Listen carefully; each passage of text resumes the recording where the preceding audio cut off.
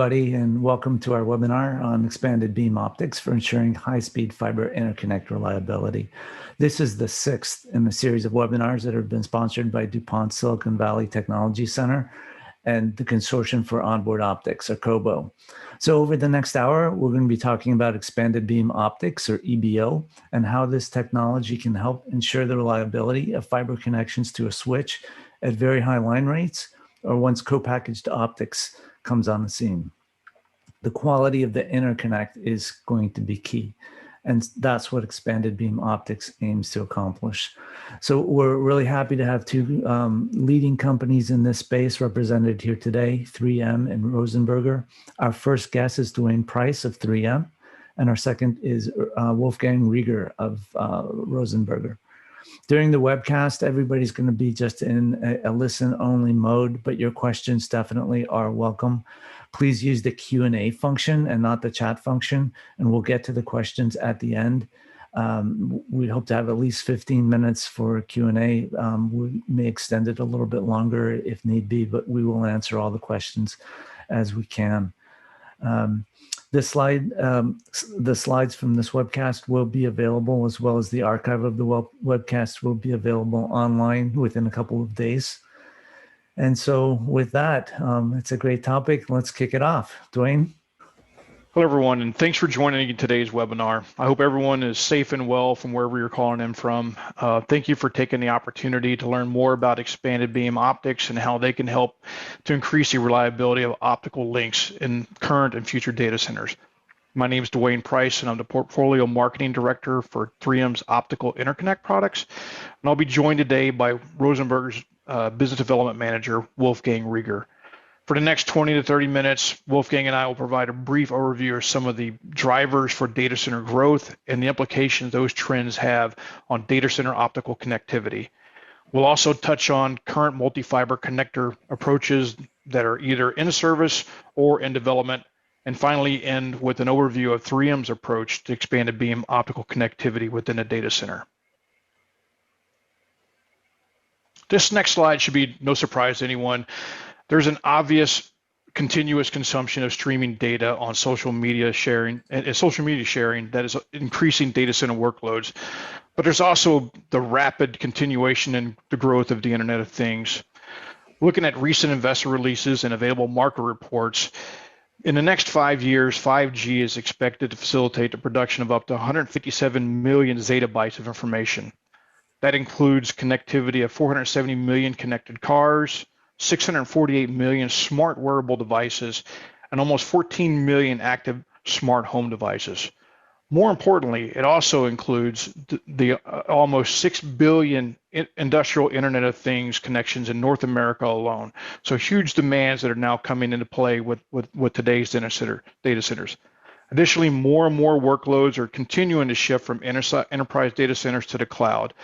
Along with that shift, our customers' expectations that they're going to see the same level of service that they saw when they had their on-campus dedicated data centers, including artificial intelligence and machine learning. So again, that shift is happening, and everyone's expecting, regardless of where that data resides, they'll have that same level of connectivity that they have today with their on-campus sites. With that in mind, data center providers are continuing to look for ways to increase the throughput and service capabilities of their current and future data centers. We're all aware of the push to 400 gig and 800 gig. Customers are also looking at higher order modulation such as PAM4 to allow for 2 to 4 times the data throughput through that same number of lanes in order to support those increased data rates. Eventually, as the capability of switches continue to extend beyond 51 terabits and beyond, data centers providers will want to take advantage of that increased availability of switching IOs and extend their reach, perhaps even removing a layer within the data center and taking optical connectivity all the way to the rack. All this equals longer connections and increased expectations on performance and reliability of those connectors. An additional expectation is that optics will eventually move inside the box to support the increase in IOs while also working to reduce the overall connectivity power consumption. This move will place further demands on the reliability of connectors on the front panel of the switch where dust contaminations continue to be a concern, especially given the direction of the airflow across the front panel of that switch. Today's switches have easily replaceable pluggable optical transceivers. Should a port go down, a solution could be as simple as removing and replacing the pluggable transceiver. Moving optics inside the box removes that convenience and further highlights the need for an extremely reliable connector on the front panel of the switch. Once in service, data center operators will want to avoid powering down a switch to repair a single lane or multiple lanes of traffic. Again, further putting the emphasis and importance on having a very reliable connector on the front panel of that switch. That brings us to an overview of the currently available multi-fiber connector approaches: physical contact, lensed expanded beam, and air gap. Physical contact connectors have been the workhorse for the past 20 years, providing excellent insertion loss, return loss performance. That said, it's well understood that this connector type is susceptible to dust, contamination, and in-phase damage concerns, which may place questions on its reliability in multiple applications. There have also been many lensed approaches to expanded beam connectors. While they do mitigate the concerns for dust and contamination, to date, they've been unable to meet the performance expectations for insertion loss and return loss. And then there's the air gap connector. While it delivers insertion loss and return loss performance similar to that of physical contact connectors, there are still questions around overall reliability for dust contamination, especially when it comes to alignment features and then the indentation for the fibers themselves. So there are several options out there, but again, some questions around reliability and the application of those connectors. With that, I'll turn the presentation over to Wolfgang so he can dive deeper into each of the connector types available, including 3M's approach to expanded beam optics. Wolfgang? Okay, thanks a lot, Duane. And also a warm welcome on behalf of Rosenberger OSI. In order to understand the real value and the benefits of the EBO technology, let's make a very short journey into the world of fiber optic connectors. In general, fiber optic connectors are playing an outstanding and decisive role for the performance and reliability of any kind of optical transmission lines. There are today a lot of different fiber optic connectors in the market. However, they can be classified, or let me classify them, into two main different principles. Duane already gave a short overview. So the two main principles are called physical contact and expanded beam. The third air gap version has something in common with both. Let's have a short review. What are the main features of those two concepts? Duane, the next one. Thanks. Until today, the physical contact principle, very often just abbreviated as PC contact, is the dominating one. Most of the well-known fiber optic connectors in the market, some important ones are listed here, are applying this concept. I guess that our audience is quite familiar with it, therefore only very short and general description. As illustrated here, the optical fibers are kept within ceramic ferrules, with the exception of MTP or MPO connectors, where the ferrule is a special polymer material. And the fiber ends are polished during a special process. Inside the connector adapter, these ferrules are aligned by a precision sleeve, and an exactly defined pressure force creates a direct physical contact between the fibers. Besides the tolerances of the ferrules and the alignment sleeves, the polishing process is highly important for the quality of the final connector. Next slide, please. PC-type connectors provide already for many years reliable features and performance. These are low insertion loss, a high return loss, and a stable performance over many mating cycles. However, one challenge remains, and that's the potential contamination of the connector, or more precise to say, of the ferrule end faces. What is a quite critical aspect.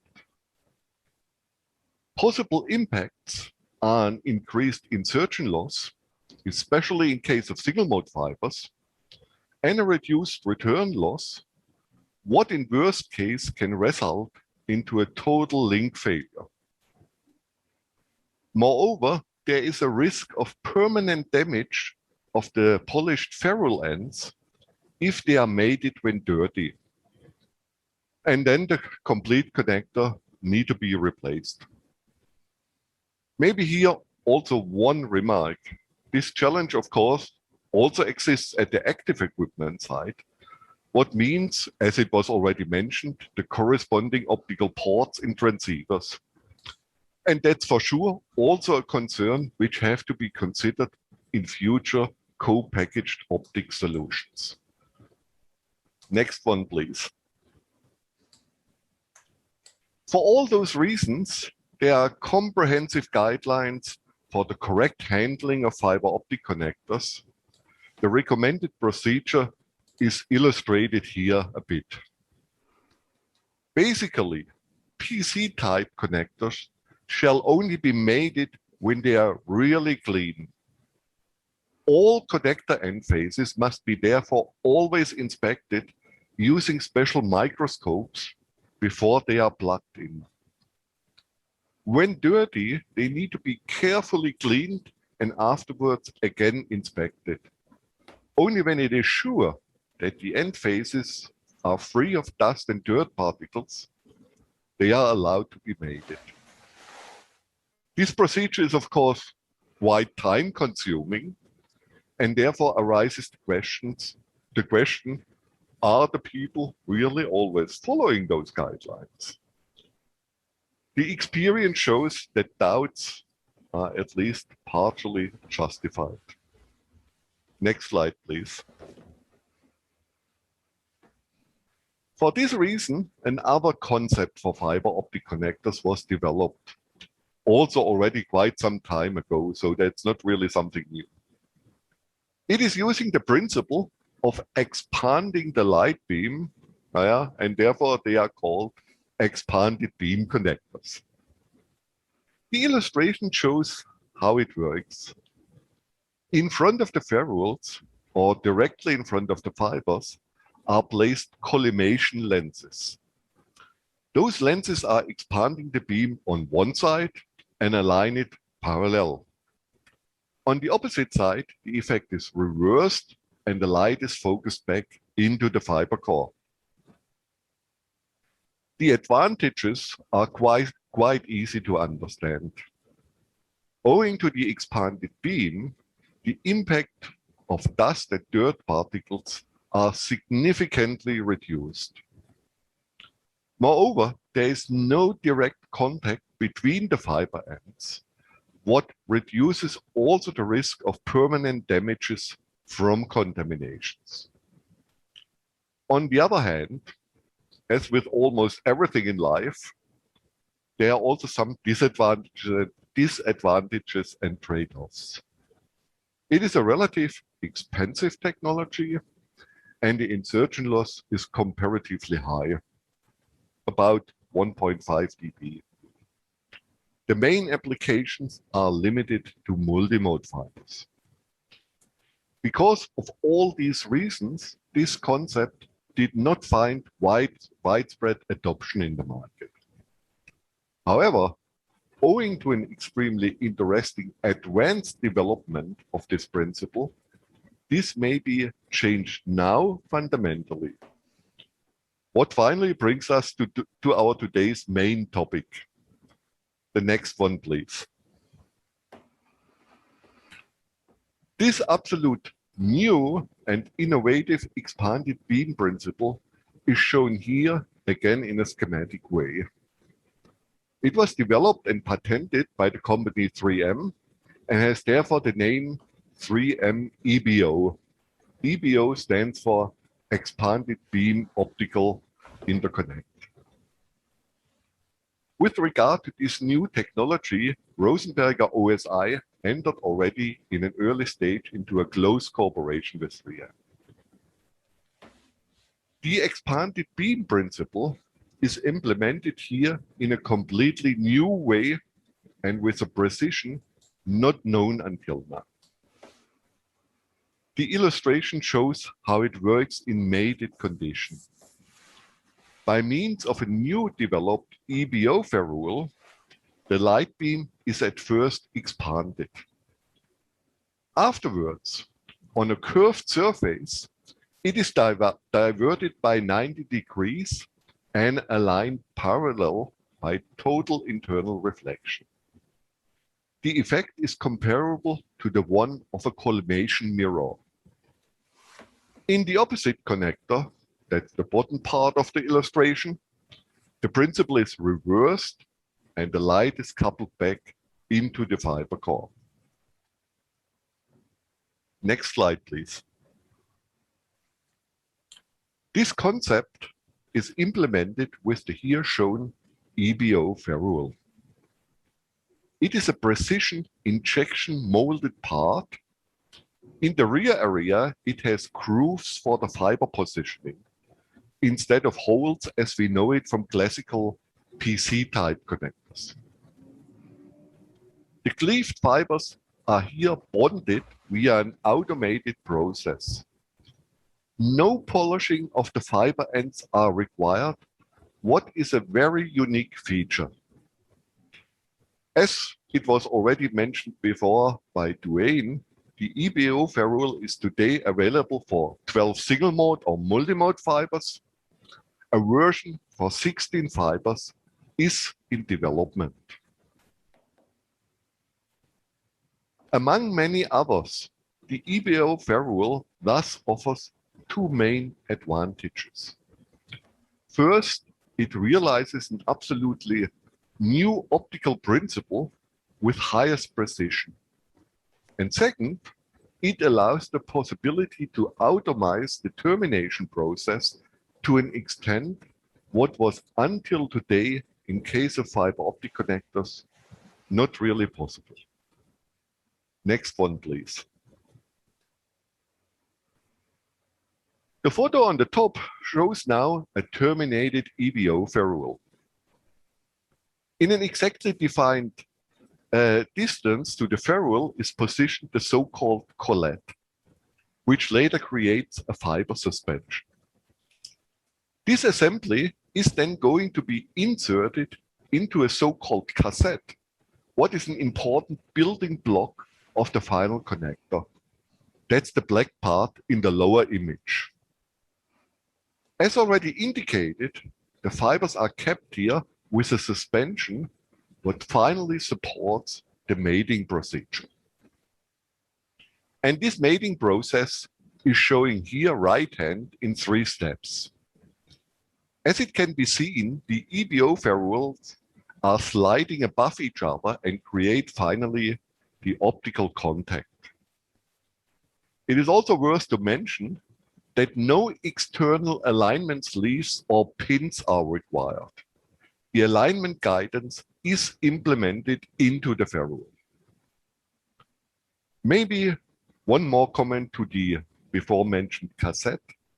This is an ideal building block to integrate the EBO technology also into many other connectivity environments with relative little effort. Next slide, please. But let's come now to maybe the most compelling question. What kind of performance can we expect from this connectivity system?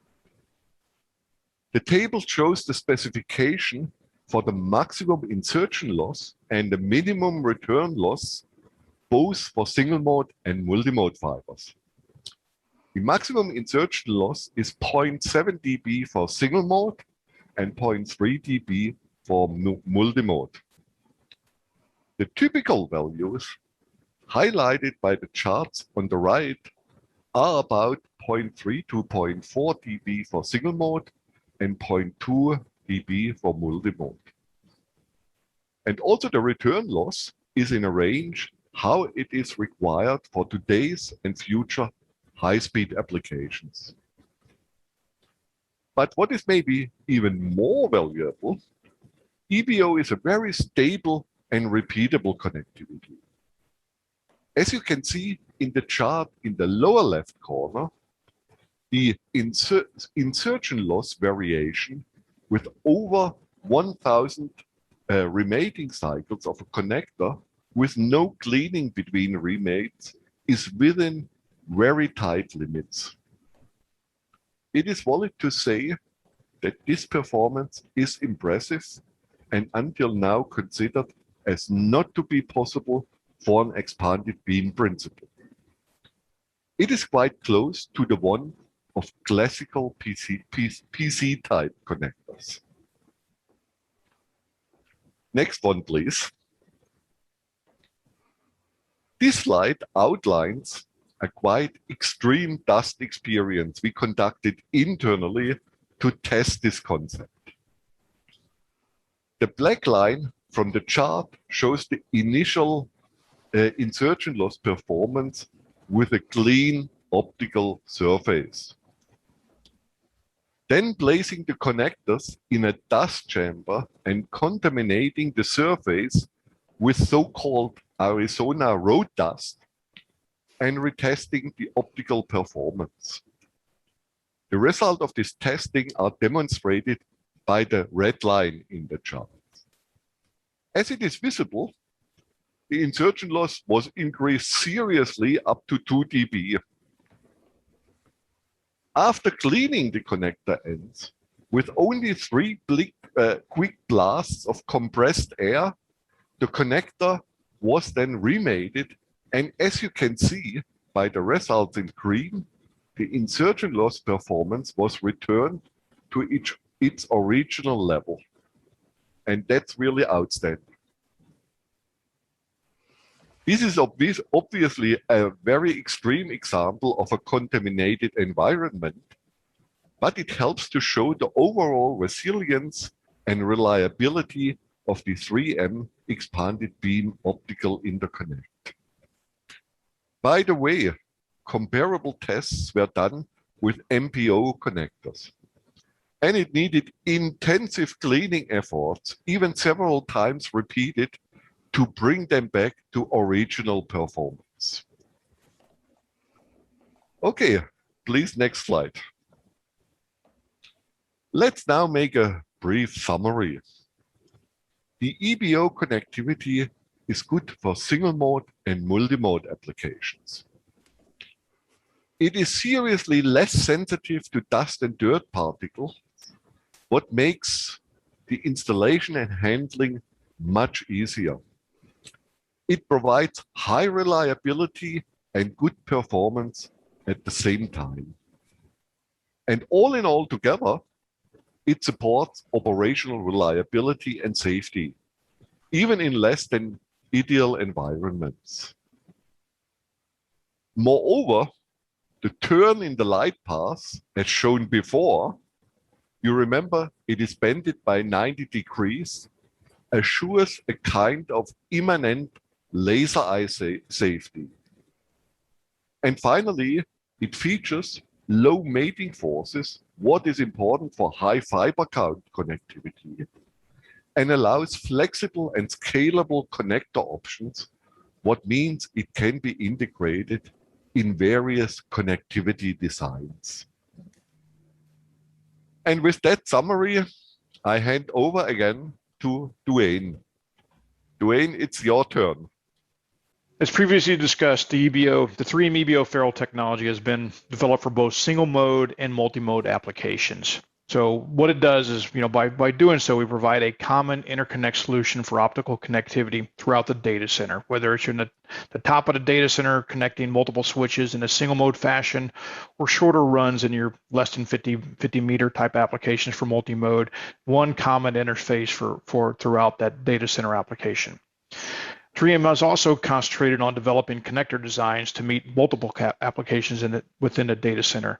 Looking at, from a dense, reliable front panel connectivity with our EBO latched and push-on connectors that connect up to 32 fibers on the front plate, to dense backplane and midplane connectors providing connectivity for up to 288 fibers. 3M is delivering connector solutions to support both reliable connections for today's fiber network as well as tomorrow's dense connectivity requirements. Looking one step further towards silicon photonics and co-packaged optics, we're also working on taking our optical design expertise inside the box to provide that same reliable connectivity, further increasing viability and serviceability of future switches. To demonstrate the performance and reliability of our product in a real-world application, we were fortunate to recently team up with a major hyperscale data center provider and conduct a proof of concept install for a data center cluster. That proof of concept included the installation of 320 3M EBO 12 connectors on both optical trunks and transceiver pigtails. The installation was purposely conducted by installers with no cleaning of the connectors. The removal of the cleaning and inspection process assisted in allowing the crew to quickly connect all the optical links and subsequently complete the verification and testing in less than an hour with 0 failures observed. The switch links were then completed the following week, and traffic has been running over these connectors for over 120 days now with no errors reported to date. One additional note I hate admitting from a design aspect is during the install, when we were running the fiber through the trunks through the raceway, a lot of the dust caps actually came off of these connectors. Again, we went ahead and connected those. No cleaning was conducted on any of the connectors. And again, no failures during the inspection. So again, further demonstrating the dust resistivity and reliability of the 3M EBO ferrule. And we have since fixed the dust cap issue, so that's not a concern in the future. But again, showing very much how reliable this connector can be in an actual data center environment. With that, I'll leave you with our 3M website where you can find more information on this new 3M Expanded Beam Optical technology, brochures and videos. And then with that, I'll open up to questions. So thank you very much. All right. Thanks, Duane, and thanks, Wolfgang. Really interesting stuff there. So I'd like to encourage our audience. Your questions are welcome. Please use the Q&A function, and we'll get to those right away. So before we kick it off, Duane, I'd like to ask you. So is this just a proprietary technology? Is this standardized, and what's kind of the path to market? Yeah, that's a great question, Jim. So it is a patented technology from 3M. We are working with partners such as Rosenberger to bring this product to market. 3M is concentrated on the optical technology of the ferrule itself, and then working with partners such as Rosenberger, bringing that to market and different types of approaches for connectors and assemblies as well. So our plan is to continue to focus on the optical side, and then work to enable that value stream that's available today for our customers to go out and support the customers in the market as needed. We're currently focused on getting our multi-mode product out in Q3, Q4 this year. I would expect early Q4 for commercialization. And then from a single mode standpoint, we're looking at commercializing that product in Q1 of next year, of 2022. All right, thanks. And Wolfgang, you had a couple of slides where you were talking, I guess, about the performance characteristics of this. I'm wondering about even for physical contact, prior to EBO technology coming out, how serious of a problem is dust, and what is the expected improvements with EBO then? Yeah, when we are looking today into data centers, we have most used connectors are as duplex connectors, the LC one, And as multi-fiber connectors, it is the MTP or MPO. And exactly the MTP and MPO is the most difficult connector to keep clean. So everybody who was working in the field with that connector knows about what I'm speaking. So it needs very often several cleaning efforts to really keep that clean. And then when we think back, data rates are continuously growing. We have now coming Ethernet protocols which are have a higher modulation, yeah. So dust and dirt becomes even more critical in these new high-speed applications. So it's really a challenge in the market, and we hear that from a lot of data center operators. And I can say both 3M and also Rosenberger, we spoke already with a lot of data center operators about this technology, and everybody was immediately interested. So it shows clearly there is a challenge in the market. All right, excellent. So we have a lot of questions coming in. I'm just going to throw them out for either one of you to answer, unless they've been specifically addressed to one or the other.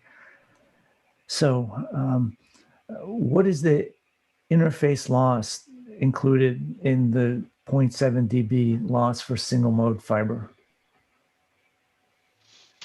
That's a great question. I'll have to get back with you on that question, but typically what we see is, in a connector, when we connect the two ferrules together, you're looking somewhere typically in the area of 0.7 dBs of loss or lower for each of the connections. But I'll have to get back with you with specifically, on that question. Okay. So there's a question about the lenses that are needed for expanded beam optics. What kind of lenses are being used, and are these connectorized in a molded lens array? Yeah, so our lenses are integrated into the ferrule itself, so it's not a separate lens. So basically what you have with the 3M EBO approach to this ferrule is one continuous ferrule that integrates both the fiber alignment features and the lens features and within that ferrule itself. So it's not a separate lens technology. It's all integrated into one piece, which further provides, for the repeatability and reliability of performance. There's less concern over the stacking tolerances needed of having a separate lens that goes on to the end of that ferrule, and there's less concerns over polarization or any other type of loss when you're looking at connecting multiple components into a ferrule technology. So you essentially have that one single ferrule that then mates to hermaphroditically to itself. So a very congruent, if you will, type of approach. And Duane, could you also talk a little bit about the material science that's been integrated into this? What kind of materials are you using? And I suppose a follow-up on that would be the costs. Are these exotic materials, and is this going to bring up the cost a lot? Sure. 3M is a materials science corporation, and so we've put a lot of time and effort into identifying, very low birefringent type of materials to use within these ferrules. I can't get into specifics. Obviously, it's proprietary in the selections we've made in developing it, but really focused on how can we provide that one piece low birefringent type of approach to maximize the amount of performance that we can get out of that ferrule. As far as exotic materials, I wouldn't say they're exotic materials, and if the question is along the lines of cost, our aim, and I don't see why this shouldn't be the case, is to be able to come in and provide an expanded beam solution at or near the cost points of the current solutions today. So it's not going to be an overly burdensome approach to providing expanded beam optics into the market. So we should be very comparable to the existing solutions today. Yeah, I suppose you're also balancing the cost of the connector versus the cost of a absolutely, Jim. Yeah. Yes, that's a great point. And one of the things to remember, and Wolfgang touched on the cassette, it's a very simple approach. There's no alignment pins, there's no major components that have to go into the connector body itself. So it's a very simplified approach to providing the connector for these ferrules. Okay, so there's a number of other questions coming up on insertion loss, and here's a wider one. With silicon photonics so important to CPO, how can operators afford even the insertion losses being advertised here? Yeah, no, it's a great question, and I know right now our focus today is a 0.7 dB maximum insertion loss. We obviously have a roadmap to get beyond that. I think I have a lot of background in copper as well, and so I know that everyone drives and demands lower insertion loss, lower impedance, lower attenuation. Everyone's trying to get those speed bumps out of the system. We recognize that, and therefore we have a roadmap to address that in the future as well. We know we need to get below 0.7. 0.7 is the starting point, but as these speeds go up, we know that 0.5 dB, 0.3 dB, these are things that are on our roadmap to make sure that we continue driving that technology forward. At the same time, right now I think our return loss is outstanding. With a greater than 55 dB return loss in single mode and a greater than 35 dB return loss in multi-mode, we're certainly meeting those requirements, especially when you start thinking about PAM4 and the implication return loss has on PAM4. It's going to become extremely important in the future. And is that roadmap dependent on advances in the material science, or do you bring them down in size and get everything closer together? What's kind of where does the improvement come from? It's a lot of things. I mean, materials is certainly part of that, but I think design, materials, and then just the different aspects that we look at and how we further fine-tune the ferrule itself. So I'll just say that we've identified some key aspects to get to the next level of performance, and we're currently focused on making sure that happens. Okay. There's a question on how wide is the expanded beam? Yeah, so right now I think we're looking at 50 microns for the single mode ferrule, and I think it's 75 microns for the multi-mode. I could be a little off on that, but basically we're going up about 5 times the current beam of the current single mode fiber. Okay, great. Wolfgang, there's a question here. How does Rosenberger Lotus self-cleaning connector compare to EBO connectors for dust resistance? Sorry, can you repeat this question? Not sure that I understood it correctly. So I think, is there a product that Rosenberger has called the Lotus self-cleaning connector? Ah, okay. Yeah, and how does that compare? That's a bit a different story, yes. So EBO is from the very beginning, from the design, insensitive against dust and dirt. The Lotus effect on which Rosenberger is working is making, let's say, existing connectors less, how shall I say, let's say it in that way, is making it easier to clean. Yeah, but you have still the dust and dirt sensitivity when it's there. Yeah, there's a difference. So with the Lotus effect, you can clean a connector much easier. With the EBO, you become insensitive, or at least to a definite extent, insensitive versus dust and dirt. That's the difference. Okay. Yeah? So currently, is it common that there's going to be a maintenance schedule where people are proactively cleaning the connectors? And does that maintenance routine then disappear if you are using EBO? Yeah, at least to a definite extent, I would say, yes. So there's even an IEC kind of standard which describes how a connector end face should look like before it's made it. So, and here it's exactly the recommendation which I also explained during my presentation, that you always inspect, clean, inspect again. And just imagine if you have a lot of connectors in a data center and you need to make a lot of reconfigurations, you need to have a lot of inspect, clean, re-inspect, yes? So this makes a lot of work, and this leads then at the end of the day to the question, what I also raised, are the people are really following such procedures? We see the people are in time constraints. They do not do it always. And at the end of the day, it can lead to a total link failure. Yeah, and then you have a problem in the data center. Okay. Okay. Good. How much optical power can these connectors go to?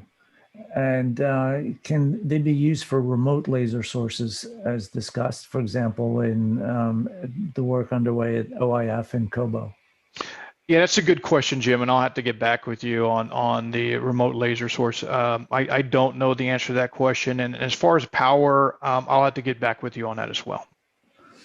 How are the micro optics attached to the fiber interface? Micro optics, help me understand that question.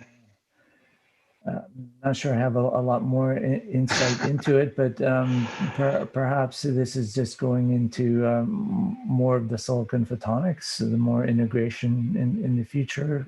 Yeah, I think today we're focused on really that ferrule-to-ferrule connection, attaching the ferrule-to-ferrule fibers. You know, as I mentioned in my presentation, we're also looking at co-package optics solutions as well. So taking that same, I think what's really exciting for me about this product is the fact that we can take the same design approach and then take it inside the box. You know, so if you start talking about micro optics, you know, obviously there's things that will need to be we're concentrating on and developing for connecting it, you know, for different inside the box co-package optic solutions.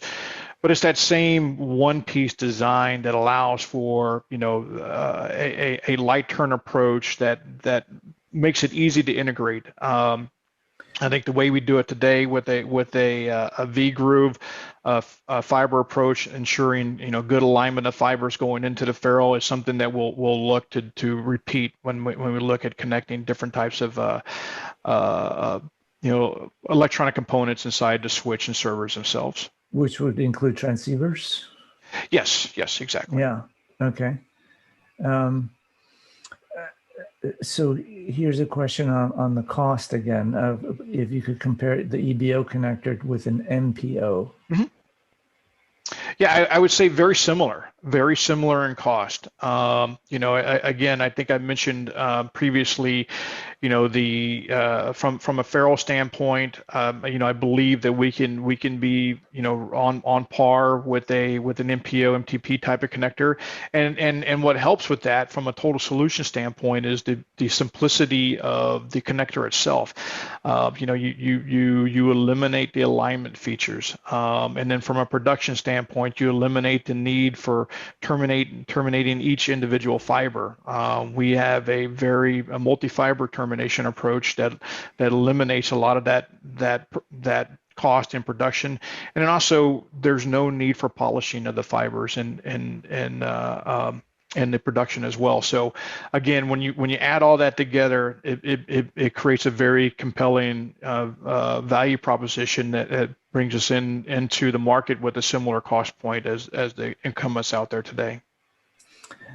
Wolfgang, there's a question about deployment procedures, and test equipment is typically required. Have there been any test equipment vendors that have been involved in this so far, or that have committed to supporting EBO? Yeah, okay. We need to be aware the EBO is a new technology, so everything is right in the beginning. So to be honest, at the moment, I do not know if there's already test equipment out there where somebody was working on it. I guess not yet. But Expo is already, yeah. We have, okay. Yep. Good, Duane. Please correct me. You know it better. Yeah, we're already working with ecosystem providers. And again, I think, one of the points that I was making earlier is we recognize that there's an existing market out there, and there's existing players out there who are delivering solutions to the marketplace. Part of my job is to make sure that our path to market is very similar to what customers are used to today. So, working with the test companies such as Expo to develop testing products where you can go in and inspect a product if needed for installation, and then working with partners such as Rosenberger to create that supply chain model where if you're buying from Rosenberger today, you can continue buying from Rosenberger, just buying an EBO instead of an MPO or some other type of connector device. So, again, our focus at 3M is going to be on developing the optics to support the data center of the future, and then in part then developing or enabling that existing supply chain to then bring that value to the market. Yeah, so I think it was on one of Wolfgang's earlier slides. He talked about using microscopes to look to see if there's dust on that connector before mating it. Is that then with EBO expected to go away, that you don't need to look for dust because maybe just a blast of air is going to be enough to ensure that it is good enough if performance is going to be there? And it's a good question. I leave that to each individual customer. Obviously depending on the environment. A data center is our focus, and we understand. The data center market. These can be, not so clean environments where they're going in and connecting. So, our recommendation today is for customers when they're connecting up. Connecting the links to do a quick visual inspection of the connector end, just to make sure they don't see any contamination. If they see contamination, three quick blast of compressed air and then connect up the connector. But certainly it's going to require a lot less inspection than say the scoping required on a physical contact type of connector. Okay. And, you just used the term the data center in the future, always a great topic there. Those that presumably are going to include a lot of edge data centers, right? That Correct. Might be out in shipping containers in a remote location. So more dust prevalent there than in a hyperscale one where, hopefully there's an air cleaning system. Correct. Yeah. Another thing that we may see in the data centers of the future is more immersion cooling technology, right? And so there's a question on that. Has the EBO connector been tested in immersion cooling environments? I guess in water or other types of cooling liquids. Is that a possibility? It is, and thanks. That's a great question. Thanks for asking it, Jim, and whoever asked that question. As you know, you may or may not know, 3M is also a provider of immersion fluids as well. So our Novec fluids go into the immersion tanks within data centers, and we're currently looking at and evaluating our connector. I can tell you that we have applications where we've applied our EBO connector to those tanks to ensure that once that tank is closed, it can stay closed. You don't. The last thing you want to do is close that tank and have to worry about the reliability connection inside and have to go in and open that tank, risk escape of vapors, et cetera. So it allows for that reliable connectivity. We are doing more testing on the connector. I could say initial testing shows that it is a viable option both inside the tank, but definitely outside the tank for connectivity as well. So I can't give a definitive response to you now. We're still doing more testing today, but so far it's looking promising that we'll be able to provide a solution both inside and outside of that immersion tank. So is the connector sealed then? Is it hermetically sealed or against dust or liquid, or it can be. I mean, it can be. So I mean, that's the great thing. What we right now our focus is on the ferrule, but I mean, it certainly could be put into some type of IP67 type of connector device. It really depends on the customer's application. So the nice thing is it's a very versatile technology. Okay. All right. A lot of great questions coming in. So thank you everyone for contributing your thoughts and ideas here. There's one about how I think it was you, Duane, who touched on the concept of the air gap connectors. Mm-hmm. That was one of your earlier slides. So what are the primary benefits and drawbacks of those designs compared to PC and EBO? Yeah, I would say for the benefits from an air gap connector is that it's not a physical contact connector, right? So one of the things you're looking at is you're looking at very low connector force. So when you're, today, if you look at a physical contact connector, multi-fiber connector, you're probably looking somewhere in the area of 10 newtons for the force required to connect those 12 fibers. From an EBO standpoint, each ferrule, it only requires about 1 newton of force for each of the ferrules.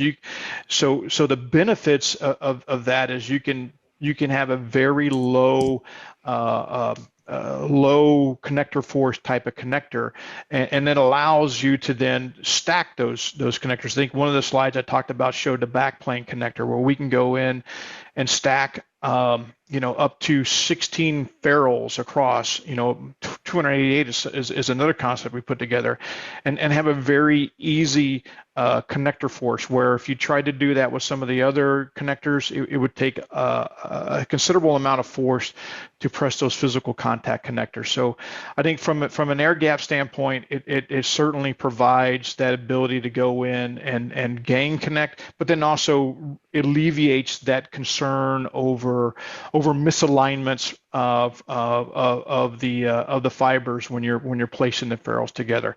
It also, I think, allows for a much more robust, more repeatable connector with several rematings as well. You don't have to worry again about that force and physical contact over time in environments where that's required. Excellent. Here's a related question, an interesting one as well, and that's vibration. And have you done vibration tests? And I suppose this would be in remote data centers or things in motion? Yeah, we have done the Telcordia testing on these, including vibration testing, and no concerns to date. So yeah, we fully, I think it's GR 1435. We fully completed all the environmental testing, and including vibration testing, and it performs well. Okay, a couple more on the physical design. Inside the lens, is it free space or is it wave guided? It's that's a great question. I do not believe it's wave guided. I will have to get back to you on that. I would say free space, but don't quote me on that. Okay. All right. So about the cassette, here's an interesting one that goes to reliability and resiliency. You've putting multiple fibers in those cassettes, and if one fiber in the cassette fails, is there not an effect, a failure for all of the fibers? Yeah, it's a great question. I suppose there is that that concern from a multi-fiber attachment standpoint. I mean, that's where we test, and I think our partners as well test, the assemblies afterwards. There may be a requirement for retermination. It's a great question, where I would see, if you had one failure from a fiber within that termination, it certainly could be a concern. Okay, I think this one maybe would be for Wolfgang. Could you explain the mating sequence of the EB connector, or maybe Duane as well? The black housing moving back at the connection. How do you connect the ferrules to each other? That's a bit difficult to describe it by words. So, in fact, the two cassettes are mating to each other in a, how shall I describe that? Duane, do you have the right words for it? Yeah, that's a good question.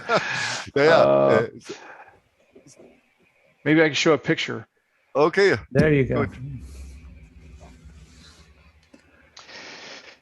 Yeah, so essentially what you have is this same connector, and these basically sliding together and allowing these two ferrules to mate and using a word that was used earlier, in free space, if you will.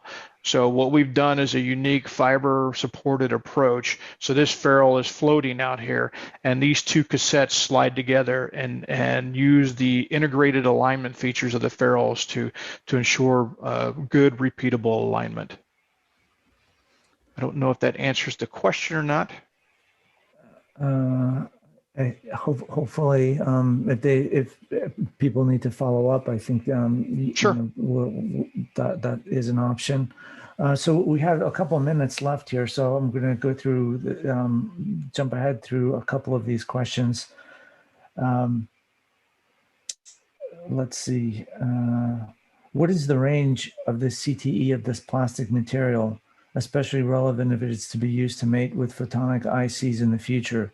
Also, does this material support SMT reflow? Yeah, that's a good question. This ferrule itself is not designed for a reflow compatible application. With that said, I did mention on a previous slide where we're looking at those opportunities, taking this design and into those applications. So we would obviously be aware of needing to be very similar to a silicon CTE, and so we're looking at different materials to make sure that we're able to meet those CTE requirements. Understanding that's very important. As those chips heat up, we want to be able to match whatever expansion happens within that silicon itself. So today's ferrule, the ferrule that we're showing today, is primarily looking at the faceplate of the switch or the server. But as I mentioned, we are looking to take that design in different material approaches and take that into other spaces as well, where that CTE becomes even more important. Okay, so I'm just going to go through two more quick questions. One is this EBO going through standards bodies? Could you tell us about that? Yeah, we are engaged with a couple different standard bodies. Obviously, we're part of COBO now, and we are part of the co-package optics working group as well, looking at opportunities where we can come in and help facilitate the growth and the implementation of co-package optics.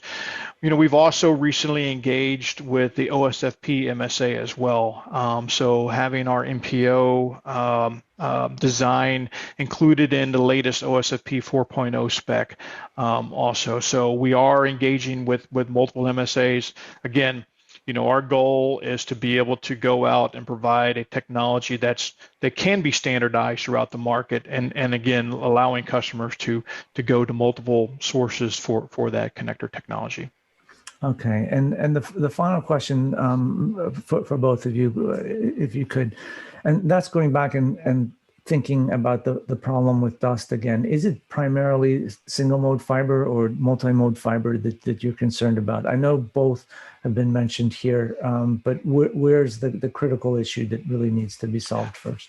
Yeah, obviously single mode is the most challenging, right? I mean, you're talking 9 microns of light. You're talking something that needs to be precisely aligned in order to get the best insertion loss out of it. So I think, long term, we know single mode is where, a lot of the data centers are going. So that's going to be the big focus and the big challenge. It doesn't mean that there's not a challenge in multi-mode as well. I mean, there's certainly, anything that happens in the top of the data center is going to happen down in the rack as well. So those same 400 gig, 800 gig speeds are going to work their way down to that top of rack switch, and so those same concerns over dust are going to be there as well as speeds go up. And you're going to be concerned about reflections. You're going to be concerned about link loss and things of that nature. So, where maybe on multi-mode it's less of a concern just because you have a much larger beam, a much more forgiving beam to work with. It's still a concern. Wolfgang, any final thoughts? I can only add to what Duane already told. It is expected that in future we will see seriously more single mode in the data center, what we still have today in multi-mode. Yes, so next generation 400, 800, maybe even 1.6 terabit. I think we are going here very straightforward to single mode applications. And here is maybe also what was discussed already before, where some people had some concern about an insertion loss of 0.7 dB max. Yes, of course we are better in the typical values. However, when you consider 400 gigabit Ethernet DR4, it has a power budget of 3 dB. So, and in 3 dB you can package inside a lot of connectivity in principle. So in single mode, you have even a bigger power budget for transmission. So this allows also a little bit, how shall I say, some compromise maybe on some insertion losses, yes. And then maybe also one comment to what was discussed before, and this it was with regard to edge data centers, remote data centers. We also need to think today, connectivity, fiber connectivity, is handled in the classical data centers by a staff which is well skilled and educated. Yes? So they know how to handle fiber connectivity. But when we go out to maybe in future to a lot of remote, smaller data centers, we cannot be sure that we have there, how shall I say, staff who is skilled in the right way to handle those connectivity. And so a connectivity which, how shall I say, accepts, how shall I say, less skilled or handling, yeah, will be also of advantage, yeah. Okay. Yeah, excellent. Good point with the staffing concerns. That's always a reality that maybe we don't see until it's time to deploy. Yeah, it's a big discussion in the market that we do not find right skilled staff for data centers today. Yeah. Well, I think we've come to the end of our hour here. It's been a very productive hour. We've covered lots of material and lots of questions. Perhaps there'll be still some coming in by the Q&A, and we'll try to address those. But thank you, Duane and Wolfgang. That's been a lot of great information from both of you. So we certainly appreciate it. I'd also like to extend our thanks to DuPont Silicon Valley Technology Center for supporting this webcast, and also to the Consortium for Onboard Optics, COBO, for their support as well. So thank you, everybody, and great work today, and hope to see you again soon.